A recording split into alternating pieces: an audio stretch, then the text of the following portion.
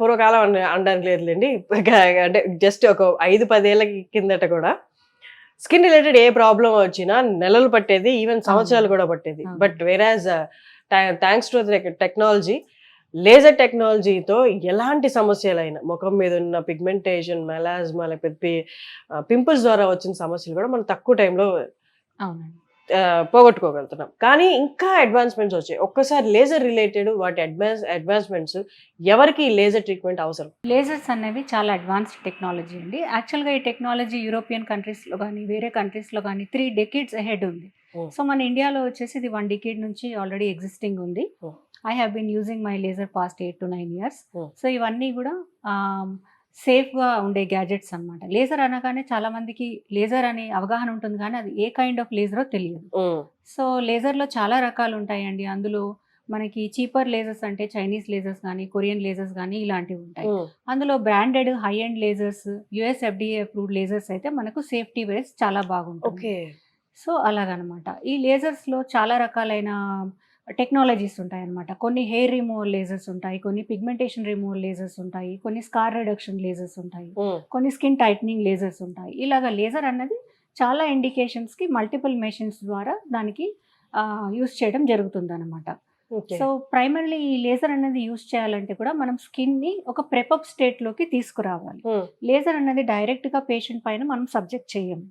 ఇనీషియల్గా పేషెంట్ స్కిన్ని మనం థరో అనాలిసిస్ చేసి వాళ్ళకి అవసరమైన ఓరల్ మెడికేషన్ కానివ్వండి, క్రీమ్స్ కానివ్వండి, అవి యూస్ చేయమని చెప్తాము. ఇనీషియల్గా 10-15 days అవి యూస్ చేసిన తర్వాత ఈ లేజర్ అన్నది ఉపయోగించడం జరుగుతుంది. పిగ్మెంటేషన్కి సర్వసాధారణంగా వాడే లేజర్ క్యూ స్విచ్డ్ లేజర్ అనమాట. ఇది US FDA అప్రూవ్డ్ గ్యాడ్జెట్ మనం యూస్ చేసేది. ఇది లేటెస్ట్ టెక్నాలజీ అండ్ ఇది పిగ్మెంటేషన్ని లిటరలీ ఇరేజ్ చేస్తుంది. It wipes out the pigmentation అనమాట. సో ఈవెన్ ఈ లేజర్స్ కూడా these are not overnight. ఇది ఓవర్ నైట్ మనకి టోటల్గా కలర్ చేంజ్ జరగదండి. ఇది పర్ సెషన్ ఒక 20% to 25% అలాగా చిన్నగా చేంజెస్ వస్తూ పోతాయి అన్నమాట. ఇవి సెషన్స్ కూడా సీక్వెన్స్ రూపంలో ఉంటాయి, 15-20 days స్పేస్డ్ అపార్ట్. అలాగా we suggest the patients for the lasers. ఇప్పుడు రైట్ నో కదా, ఎప్పటి నుంచో టీనేజ్ అనగానే వాళ్ళకి ముఖ్యంగా ఫేస్ చేసే ఫేస్ ప్రాబ్లము పింపుల్స్. అవి చిన్న సైజ్ అయితే ఓకే, పెద్ద వచ్చినప్పుడు చాలా ఇబ్బందికరంగా ఉంటాయి. దీనికి లేజర్ ట్రీట్మెంట్ ఏముంటుంది? సో పింపుల్స్ అన్నది టీనేజ్లో కామన్ అండి. Because of the hormonal shift మూలాన ఏదైతే ఆయిల్ ప్రొడక్షన్ ఎక్కువ ఉందో ఆయిల్ అంతా క్లాగ్ అయిపోయి పింపుల్స్ రావడం జరుగుతుంది. ఈ మధ్య కాలంలో ఎక్కువగా వస్తుంది. గర్ల్ చిల్డ్రన్లో అయితే because of the PCOD problem మూలాన ఎక్కువగా పింపుల్ సమస్య అన్నది వస్తుంది. సో ఇది ఇనిషియల్గా మేము ఫస్ట్ ఓరల్ మెడికేషన్, టాపికల్ అన్నీ ట్రై చేశాక దెన్ వాళ్ళ ఏజ్ అనుకూలిస్తే then we go for the laser treatments అనమాట.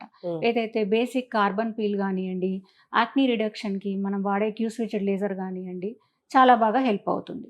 ఓకే, అంటే ఇప్పుడు నార్మల్గా మీరు అన్నట్టు US FDA అప్రూవ్డ్ మెషిన్స్ కాకుండా మిగతా మెషిన్స్తో చేస్తే ఒక 2-3 సెషన్స్కి వాళ్ళకి ఏమన్నా తేడా తెలుస్తుందా? అంటే స్కిన్ బాగుపడడం కాకుండా వెనక్కి వెళ్ళడం అలాంటి ఏమన్నా వాళ్ళు టాలీ చేసుకోవడానికి ఇది ప్రాపర్ కాదేమో అని అనుకోవడానికి వాళ్ళకి ఏమన్నా సిమ్టమ్స్ లాంటివి ఏమన్నా కనిపిస్తాయి స్కిన్ పైన?